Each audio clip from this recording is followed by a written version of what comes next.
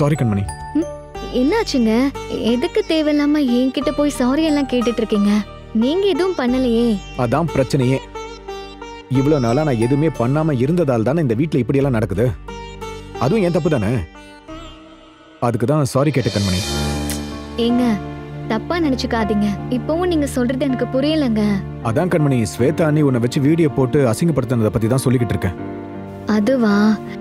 விடுங்க, அத நான் அப்பவே மறந்துட்டேன். இல்லையே, நான் வரப்போ நீ அதே நினைச்சுதானே கவலையா உட்காந்துக்கிட்டு இருந்த. சச்ச, அப்படியெல்லாம் ஒண்ணும் இல்லைங்க. சமாளிக்காத கண்மணி. தேலே உன்னை கொட்டினாலும் அதை நீ அடிக்க மாட்ட. அதை தூக்கி எங்கன்னா ஓரமா போட்டுருவ. அதான் உன் கோணம். ஆனா நீ இப்படி இருக்கிறதுனால தான் அவங்க மறுபடியும் மறுபடியும் உன்னை கொட்டிக்கிட்டே இருக்காங்க.